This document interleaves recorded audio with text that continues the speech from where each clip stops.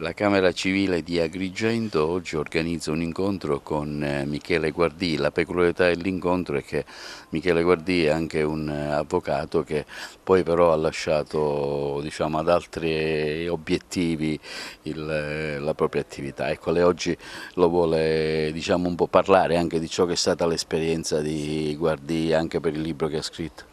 Perché un incontro con Michele Guardì? Non solo perché Michele Guardì è uno di quei personaggi importanti che non ha dimenticato la sua città. Leggevo in un articolo che per il suo San Calogero, lui è di Casteltermini, gli amici sanno che lo possono trovare a Casteltermini, ma lui ha veramente vissuto il teatrino della vita. Che senso il teatrino della vita?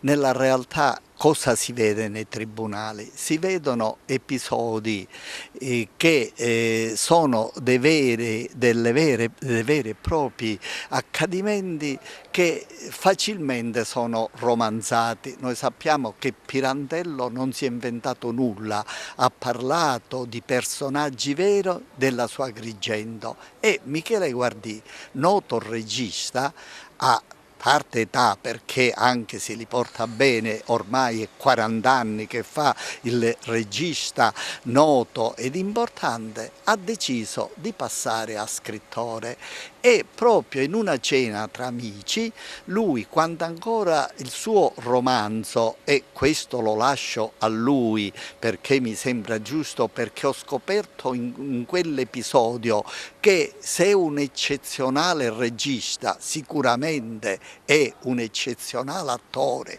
o come i suoi amici quando era ragazzo e faceva l'avvocato lo chiamavano un vero e proprio teatrante, racconta della sua esperienza di avvocato. Avvocato pentito, è questo il tema dell'argomento cui l'avvocato Cremona, presidente dell'Unione delle Camere Civili, poco fa nell'intervista ha sottolineato la sua presenza. Oggi qui ad Agrigento a questo incontro dove parlerà appunto della sua esperienza di avvocato.